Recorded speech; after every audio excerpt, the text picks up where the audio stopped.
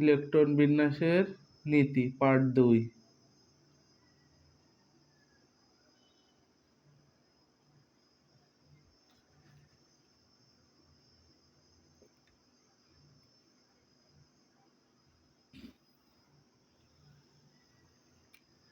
আজকে আমরা প্রথমে দেখব পাউলির নীতি।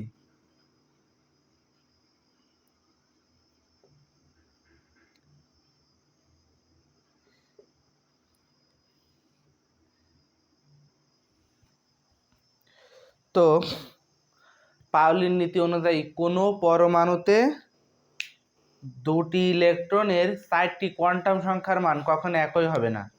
যদি প্রথম 3টি কোয়ান্টাম সংখ্যার মান একই হয়, তাহলেও শেষে যে কোয়ান্টাম সংখ্যার মান আছে, অর্থাৎ প্রথম 3টি কোয়ান্টাম সংখ্যার মান একই হলেও শেষের কোয়ান্টাম সংখ্যার মানে ভিন্নতা থাকবে। অর্থাৎ কোনো পরমাণুতে 2টা ইলেকট্রনের জন্য 4টা কোয়ান্টাম সংখ্যার মান কখনোই পুরোপুরি এক হবে না। তো কোয়ান্টাম সংখ্যা কি? কোয়ান্টাম সংখ্যা বলতে আমরা প্রধান শক্তি স্তর,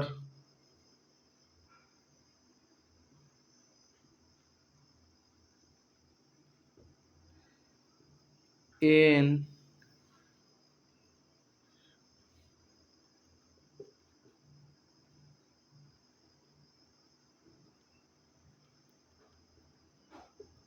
এল। তো প্রধান কোয়ান্টাম সংখ্যা হচ্ছে 4টি। প্রধান কোয়ান্টাম সংখ্যা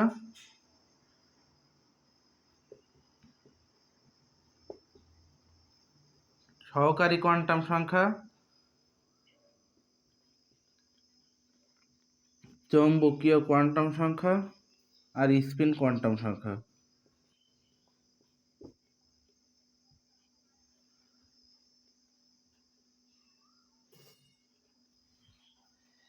তো এই কোয়ান্টাম সংখ্যার বিস্তারিত আলোচনা আমাদের নবম দশম শ্রেণীতে নেই। তো পাউলি বলতে চেয়েছেন এই যে কোয়ান্টাম সংখ্যাগুলো আছে, এই কোয়ান্টাম সংখ্যার মান হচ্ছে 2টি ইলেকট্রনের জন্য 4টি কোয়ান্টাম সংখ্যার মান কখনো একই হবে না। যদিও বা 3টি কোয়ান্টাম সংখ্যার মান একই হয়, তবুও তাদের স্পিন বিপরীতমুখী হবে।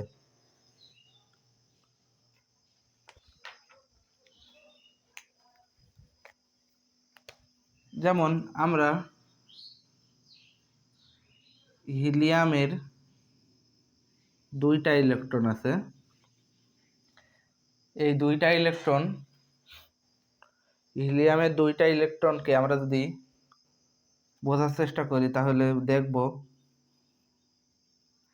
এন এন এটা হচ্ছে এই যে 2টা ইলেকট্রনের, একটা হচ্ছে প্রথম ইলেকট্রনের জন্য আর এটা হচ্ছে সেকেন্ড ইলেকট্রনের জন্য। তো এন এল এম এস।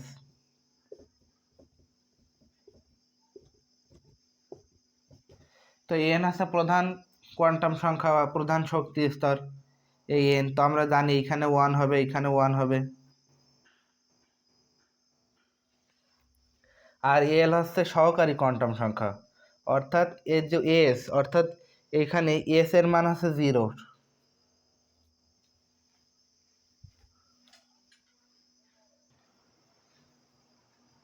তো এইখানে আমরা দেখতে পাচ্ছি যে হিলিয়ামের 2টা ইলেকট্রনের জন্য, প্রথম ইলেকট্রনের জন্য আমাদের যে এন এর মান হচ্ছে 1 এবং দ্বিতীয় ইলেকট্রনের জন্য এন এর মান 1, কারণ এইটা 2টাই প্রথম শক্তি স্তরে আছে। আর উপশক্তি স্তরের ক্ষেত্রে বা এই যে সহকারী কোয়ান্টাম সংখ্যার ক্ষেত্রে এই এস 2টাই আমাদের এস অরবিটালে আছে। এই এস অরবিটালে থাকার কারণে 2 জায়গায় উপশক্তি স্তরের মান 0 0।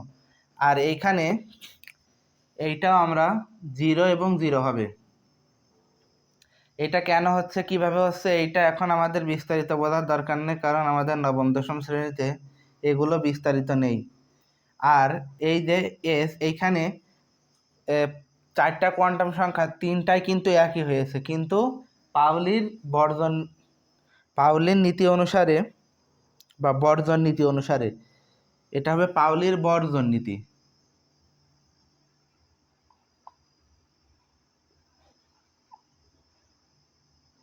পাউলির যে বর্জন নীতি, সেই বর্জন নীতি অনুসারে, পাউলির বর্জন নীতি অনুসারে মানে আমাদের প্রথম যে তিনটা কোয়ান্টাম সংখ্যা সেগুলোর মান এক হলেও সমস্যা নেই, কিন্তু চতুর্থ কোয়ান্টাম সংখ্যা অর্থাৎ স্পিন কোয়ান্টাম সংখ্যার মান ভিন্ন হওয়া লাগবে।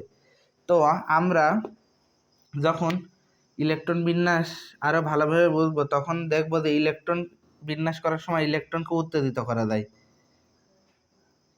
উত্তেজিত করলে তখন ইলেকট্রন এরূপ আকৃতি ধারণ করে, এরূপ আকৃতি ধারণ করে। এরূপ আকৃতি ধারণ করলে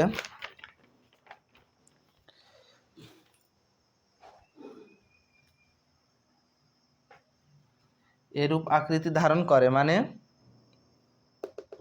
এই যে এভাবে মানে দুইটা ইলেকট্রন একটা অরবিটালে থাকতে পারে, তার মানে দুইটা ইলেকট্রন একটা অরবিটালে থাকতে পারে মানে একটা অরবিটালে সর্বোচ্চ দুইটা ইলেকট্রন থাকতে পারে। এর অর্থ হচ্ছে এখানে একটা এই ঘড়ির কাঁটার দিকে থাকবে, একটা ঘড়ির কাঁটার বিপরীত দিকে থাকবে। তো এই ঘড়ির কাঁটার দিকেরটা হচ্ছে প্লাস হাফ আর ঘড়ির কাঁটার বিপরীত দিকেরটা হচ্ছে মাইনাস হাফ।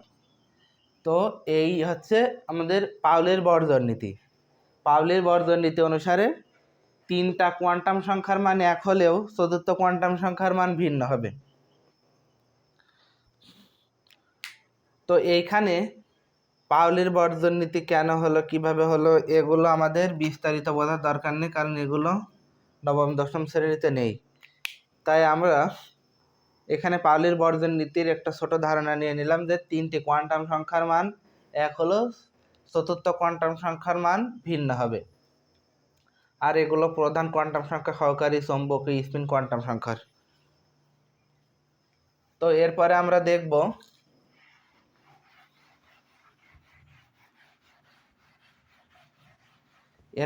দেখব হুন্ডের নীতি।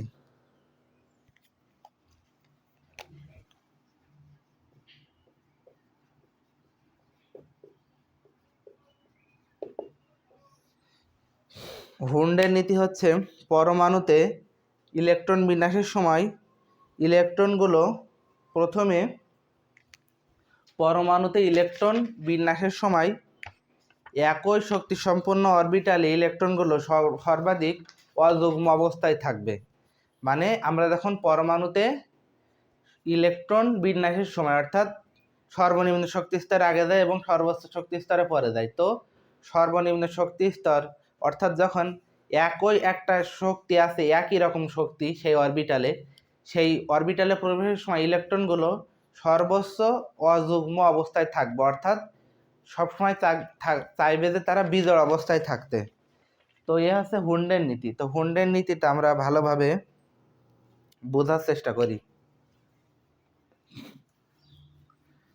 তো তার আগে আমরা দেখব যে এসপিডিএফ, তো এস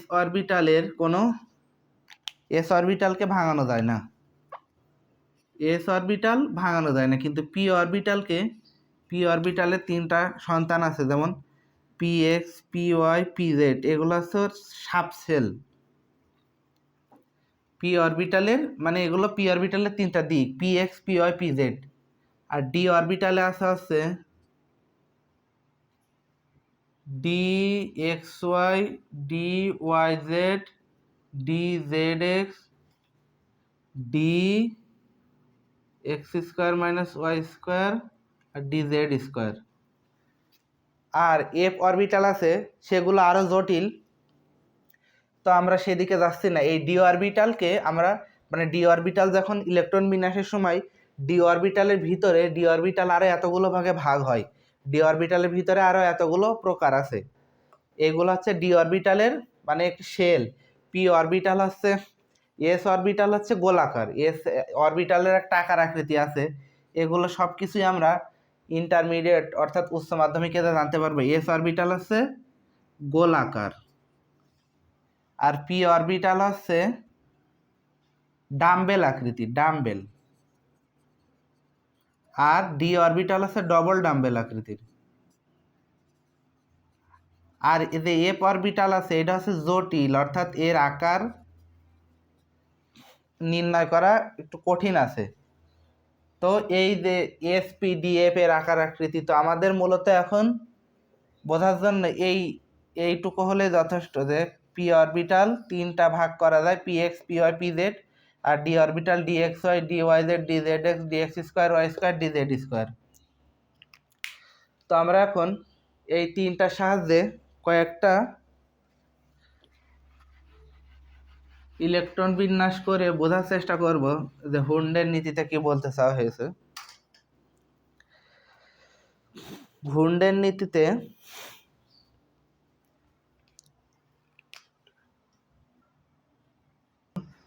এই যে আমরা পি অরবিটালে p x P Y P z এইখানে যদি একটা করে থাকে, তো এইখানে দুইটা থাকলে হবে না।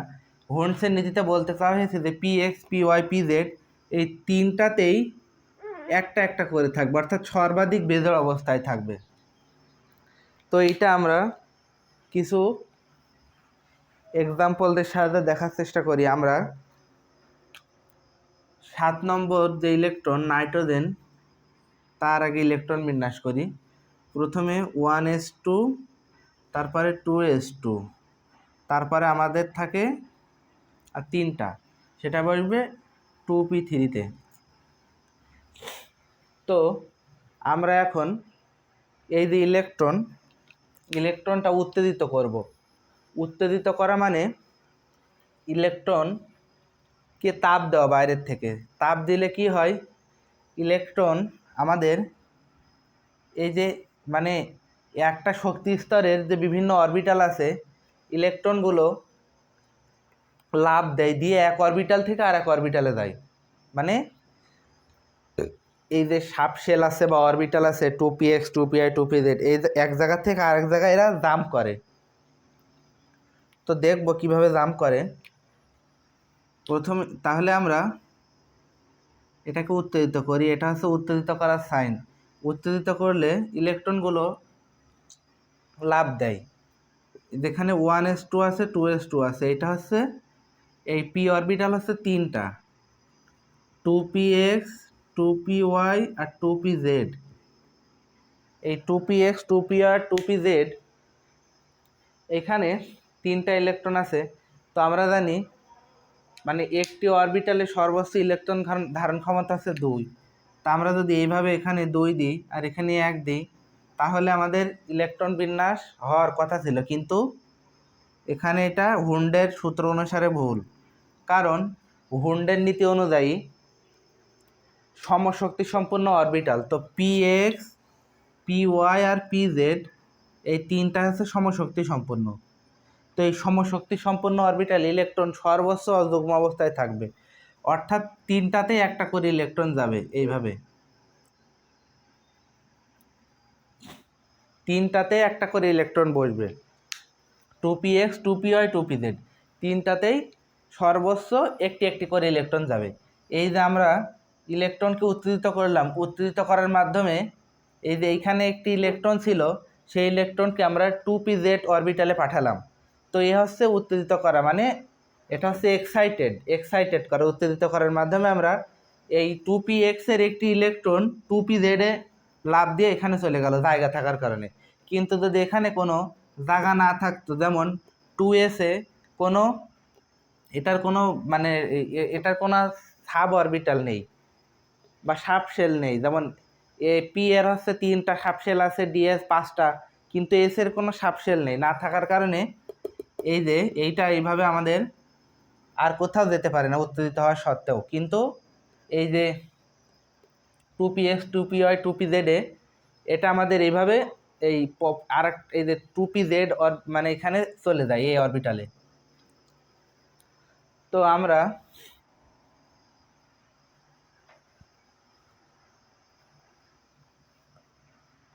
ফ্লোরিনের ক্ষেত্রে দেখবো যে এটা কি হয়।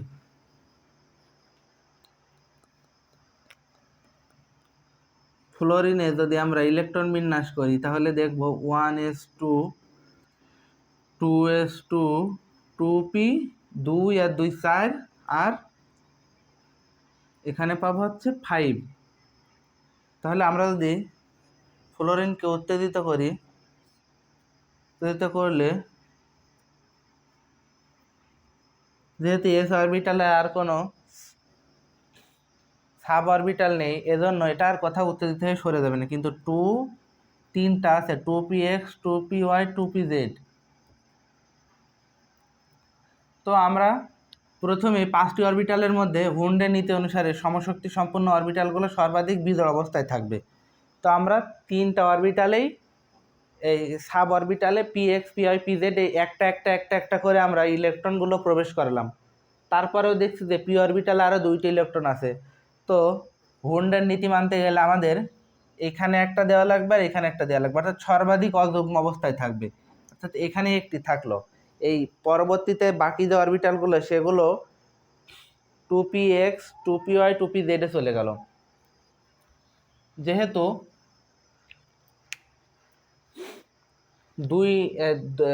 দুই নম্বর কক্ষপথে এস এবং পি অরবিটালই সম্ভব, সেজন্য আমাদের ইলেকট্রনগুলো এখানে বসে গেল।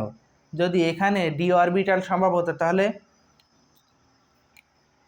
2d 2dxy 2dyz এভাবে এখানে আমরা ইলেকট্রনগুলো লাফ দিয়ে এই অরবিটালগুলোতে ইলেকট্রন পৌঁছাতে পারতো। কিন্তু 2 নম্বর যে আমাদের কক্ষপথে আমাদের এই ইলেকট্রনগুলো এস আর পি এই দুইটাই সম্ভব, এই 2টা অরবিটালই সম্ভব। এই জন্য ইলেকট্রনগুলো এই 2px 2py এই অরবিটালগুলোতে আবার ফেরত এসে এখানে বসলো, সামনের দিকে না যায়। তো এই হচ্ছে হুন্ডসের নীতি। তো হুন্ডসের নীতি জানার পর এবার আমরা ইলেকট্রন বিন্যাসের কিছু ব্যতিক্রম দেখব। ইলেকট্রন বিন্যাসের কিছু ব্যতিক্রম দেখতে হলে আমাদের প্রথমে পটাশিয়ামে যেতে হবে। পটাশিয়ামে কয়টি ইলেকট্রন? 19টি ইলেকট্রন। তো আমরা জানি প্রথমে এই যে 1s 2s 2p এইভাবে শক্তিক্রম আছে। তো প্রথমে আমরা 1s অরবিটালে ইলেকট্রন যাই, তারপর 2s অরবিটালে ইলেকট্রন যাবে, তারপর 2p অরবিটালে ইলেকট্রন যাবে। যেহেতু 2s অরবিটালে 2টি ইলেকট্রন ধরে, s অরবিটালে এই জন্য s অরবিটালে 2টি, p অরবিটালে 6টি ইলেকট্রন ধরে এই জন্য p অরবিটালে 6টি। এরপর 3s অরবিটালে 2টি ইলেকট্রন যাবে, এরপর 3p অরবিটালে যাবে 6টি ইলেকট্রন। তাহলে আমাদের এখানে হলো 18টি ইলেকট্রন, আর থাকে 1টি ইলেকট্রন। তো এখানে আছে 3d আর 4s। তো স্বাভাবিকভাবে ইলেকট্রন যেহেতু ডি অরবিটালে জায়গা আছে, ডি অরবিটালে একটি ইলেকট্রন যাওয়া উচিত ছিল, কিন্তু এই ডি অরবিটালে যে ইলেকট্রন, এই ইলেকট্রনটি ডি অরবিটালে না যেয়ে সরাসরি এস অরবিটালে বসে। এটা হচ্ছে একটা ব্যতিক্রম। কেন এই ব্যতিক্রমটা ঘটলো? আউটবাউ নীতিতে বলা হয়েছে ইলেকট্রন প্রথমে সর্বনিম্ন শক্তির কক্ষপথে যাবে, তারপরে সর্বোচ্চ শক্তির কক্ষপথে যাবে। তো 3d আর 4s এর শক্তিক্রম নির্ণয়ের সূত্র আমরা শিখেছি আগের পর্বে, n+l। তো 3dর জন্য 3 হচ্ছে n আর d হচ্ছে 2। তো n হচ্ছে 3 আর l এর মান হচ্ছে d এর ক্ষেত্রে 2, তাহলে এটা হবে 5। আর 4s এর ক্ষেত্রে n+l এর মান হবে 4 হবে। এখানে n এর মান হচ্ছে 4 আর s সমান 0, l এর মান, s এর ক্ষেত্রে l এর মান হয় 0, তাহলে 4। তাহলে 3d আর 4s এর মধ্যে ইলেকট্রন তো সর্বনিম্ন শক্তি স্তর আগে যাবে, 1-এ যাবে, তারপর এখানে পূরণ করার পরে এখানে প্রবেশ করবে। তো এটা হচ্ছে পটাশিয়ামের ব্যতিক্রম, যে ইলেকট্রন 3d অরবিটালে প্রবেশ না করে কেন 4s অরবিটালে প্রবেশ করে। এর উত্তর হচ্ছে আউটবাউ নীতি অনুসারে ইলেকট্রন প্রথমে সর্বনিম্ন শক্তির অরবিটালে প্রবেশ করে, তারপরে সর্বোচ্চ শক্তির অরবিটালে প্রবেশ করে। এই কারণে 3d থেকে 4s এর শক্তি কম হয়, ইলেকট্রন 4s এ প্রবেশ করেছে। এরপর আমরা ক্যালসিয়ামের ক্ষেত্রেও একই, কারণ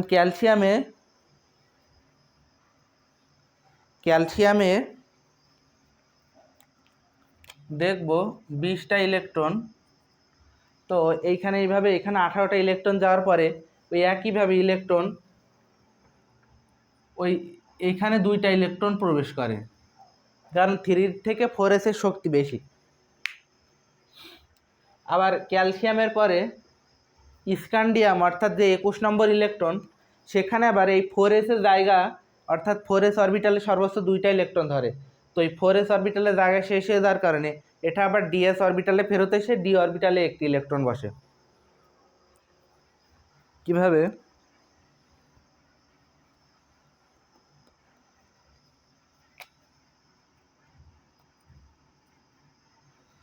এখানে 4s অরবিটালে স্ক্যান্ডিয়ামের ক্ষেত্রে 2টা ইলেকট্রন পূর্ণ হয়ে যাওয়ার কারণে এটা d অরবিটালে এসে একটা ইলেকট্রন এখানে বসে। কিন্তু হওয়া উচিত ছিল যে d অরবিটাল যেহেতু 10টা ইলেকট্রন ধারণ ক্ষমতা, তো এই 3টা ইলেকট্রনই d অরবিটালে বসার কথা ছিল, কিন্তু এখানে ওই আহ্বান নীতি অনুযায়ী 4s অরবিটালের শক্তি কম হওয়ার কারণে আগে 2টা ইলেকট্রন 4s অরবিটালে প্রবেশ করে, তারপরে বাকি ইলেকট্রনগুলো এই d অরবিটালে আসতে থাকে। টাইটানিয়ামের ক্ষেত্রে টাইটানিয়ামের যেহেতু 22, তো টাইটানিয়ামের ক্ষেত্রে ওই ইলেকট্রনটি এই d অরবিটালে এসে প্রবেশ করবে 4s অরবিটাল পূর্ণ হওয়ার পরে।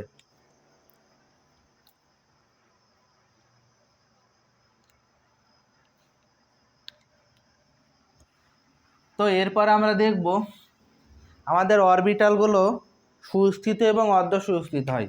যখন p3 বা d5 হয়, ডিতে তো 10টা ইলেকট্রন ধরে, পিতে 6টা ইলেকট্রন ধরে। যখন পি অরবিটালে 3টা অথবা ডি অরবিটালে 5টা ইলেকট্রন থাকে, তখন এগুলো অর্ধ সুস্থিত আকার ধারণ করে।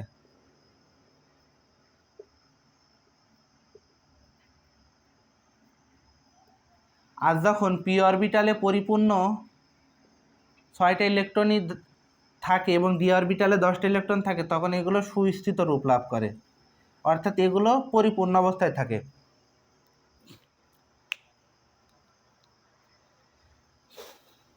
ক্রোমিয়ামের ক্ষেত্রে আমরা আরও একটি ব্যতিক্রম দেখতে পাই।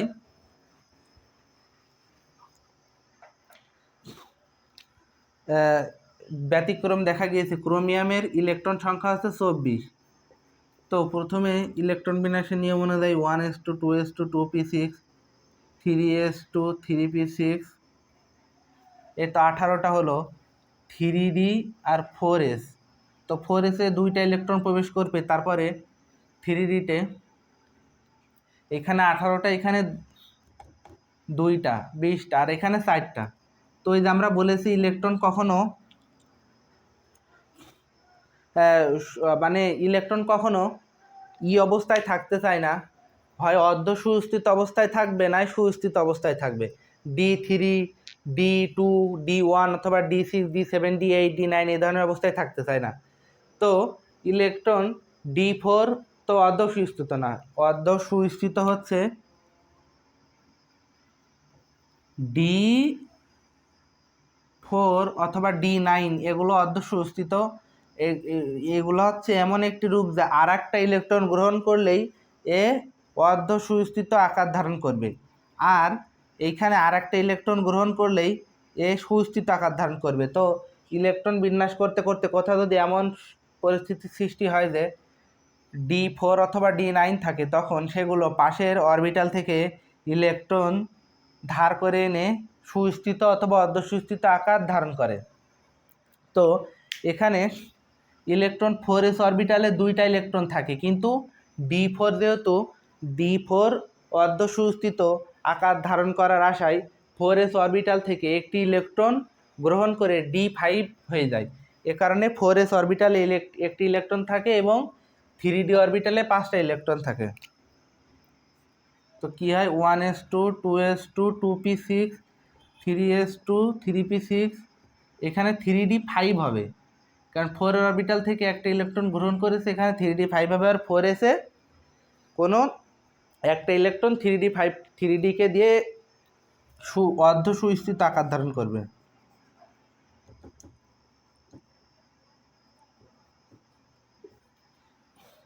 এই কারণে d4 না হয়ে d5 হয়।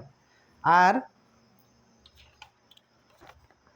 কপারের ক্ষেত্রেও সেম এমন একটি ঘটনা ঘটে। কপারের ইলেকট্রন সংখ্যা হচ্ছে 29। তো কপারের ক্ষেত্রে 2p6 3s2 3p6 3d 4s, এখানে সর্বোচ্চ 2টা ইলেকট্রন ধরতে পারে, এই জন্য তারপর এখানে একটি ইলেকট্রন আসে 9টা। কিন্তু আমরা বলেছি ইলেকট্রন কখনো D4 অথবা D9 এই অবস্থায় থাকতে চায় না, তারা একটি ইলেকট্রন গ্রহণ করে D5 হয় এবং D10 হয়, অর্থাৎ অর্ধ সুস্থিত অথবা সুস্থিত আকার ধারণ করে। তো ইলেকট্রন এই 4s থেকে এইভাবে অনুরূপভাবে একটি ইলেকট্রন গ্রহণ করে D10 হয় এবং এটা 4s1 হয়, অর্থাৎ এ সুস্থিত আকার ধারণ করে। ইলেকট্রন সুস্থিত আকার ধারণ করার কারণে D9 4s অরবিটাল থেকে একটা ইলেকট্রন গ্রহণ করে D10 একটা ইলেকট্রন চলে আসে, আসার পর D10 হয়, এটা 4s1 হয়। তো এটা হচ্ছে কপারের সঠিক ইলেকট্রন বিন্যাস। এই ব্যতিক্রম দুইটা কপার এবং ক্রোমিয়ামের ক্ষেত্রে দেখা যায়। তো এই হচ্ছে পরমাণুতে ইলেকট্রন বিন্যাসের আমাদের পার্ট 2-এর যে লেকচারগুলো ছিল সেগুলো এই